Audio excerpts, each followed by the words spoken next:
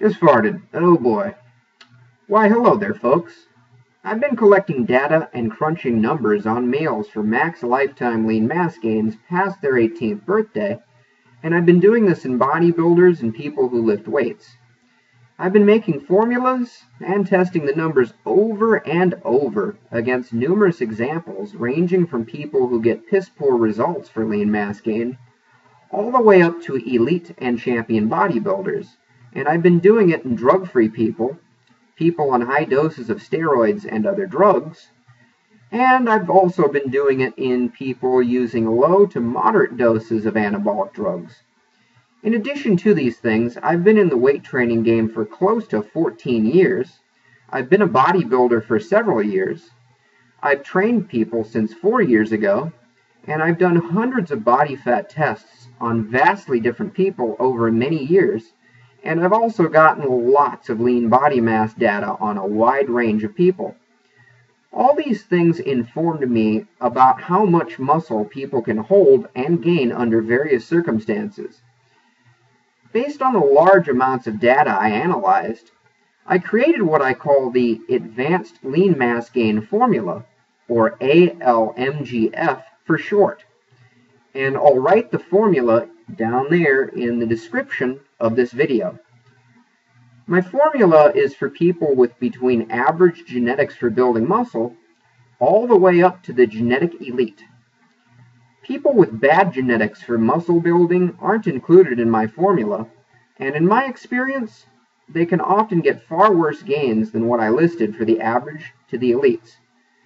But my formula seems to be very accurate for about, say, 80% or so of the population.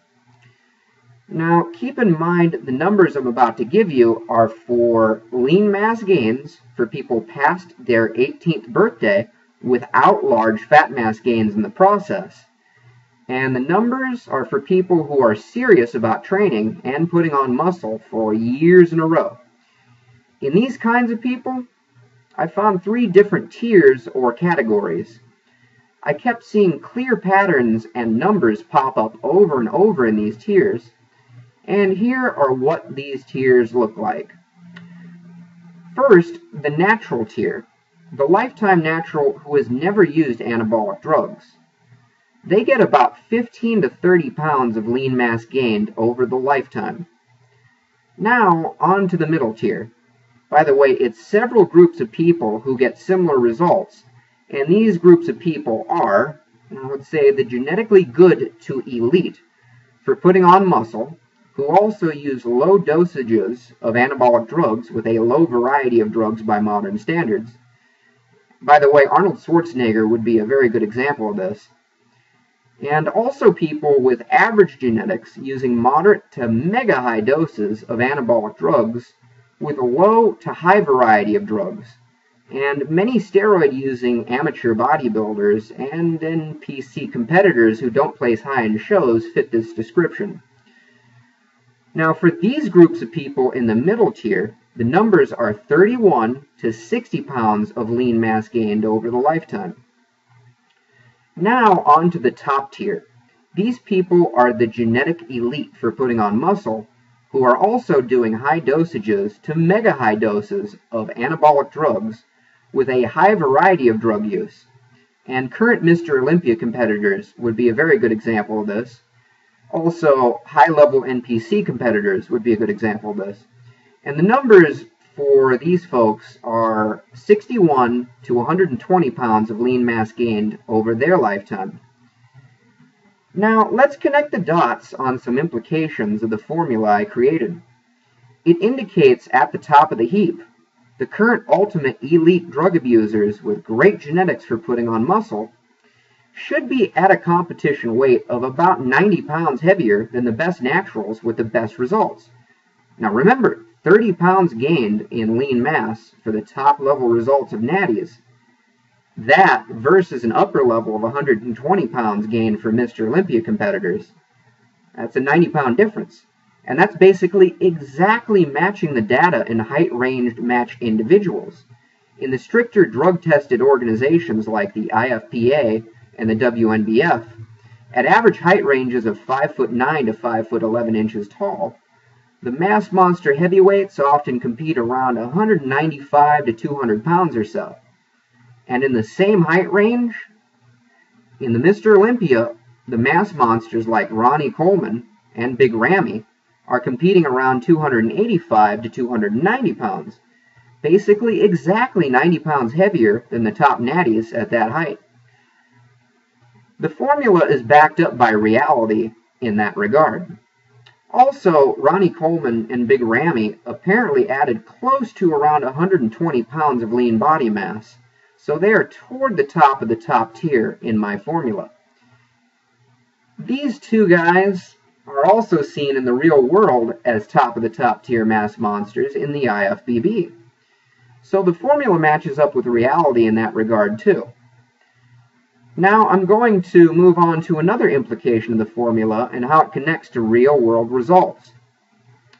Now 22.5 pounds of lean mass gain is the number right in the middle for the naturals, and 45 pounds is the number right in the middle for the middle tier group. You could say it's implied about 45 pounds of lean mass gain for a guy focused on bodybuilding would be a pretty normal result for a guy with average genetics for putting on muscle on moderate doses of anabolic drugs. So the difference between the natties in the middle and the drug users in the middle of the middle tier is a little over 20 pounds as predicted by my formula. And in the studies I've seen comparing anabolic drug users to drug-free people, the average drug users had close to 20 pounds more lean body mass. This data seems to further support the accuracy of my formula.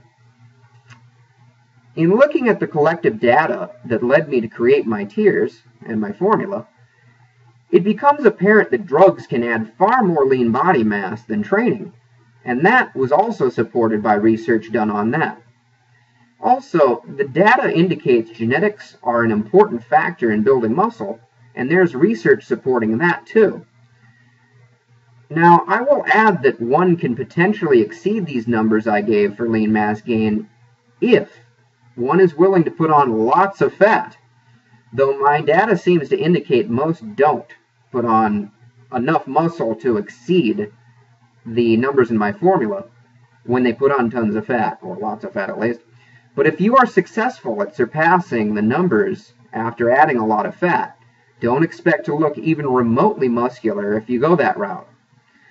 Sumo wrestlers, offensive linemen in football, and super heavyweight Olympic lifters can have far more lean body mass, or somewhat more lean body mass, than peak bodybuilders, depending on the circumstances. But they tend to have such large amounts of fat in comparison to the bodybuilders that it hides the muscle they have underneath, making for a far less muscular looking physique. One can also potentially surpass the numbers in my formula in certain rare circumstances, like if someone has an eating disorder, and if they are very underweight, then they stop that and they take up bodybuilding. Or if someone comes out of a coma after many years and then decides to become a bodybuilder. But under normal circumstances, the numbers in the formula seem to hold up to reality really well. I'll also add that while my formula matches reality really well in the year 2013, and it has going back around 10 years or so, in the future anabolic drug use will likely continue to trend upward over time. And it's also basically a certainty that in the future, new drugs will be used that can build more lean body mass, and they will likely be used in addition to older drugs that also build lots of lean mass. At some point in the future, the average top-tier level guy might be gaining over 150 pounds of lean body mass, and a guy using what is seen as moderate doses might be capable of current top-tier results due to dramatic changes in drug use by people. So the drug-using tiers will almost certainly need to be changed at some point in the future to match up with reality. However, while the drug-using tiers numbers have dramatically gone up over the decades due to increasing drug use, the natural tier numbers have remained quite similar for decades. Based on that data, the natural tier numbers seem unlikely to substantially go up within even the next 50 years. Now that's about all I have to say on this topic, folks. Perhaps I shall see you later.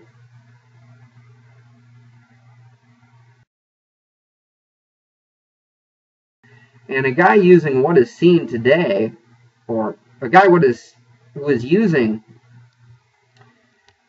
and a guy using then what is seen as moderate doses. I just lost my train of fucking thought.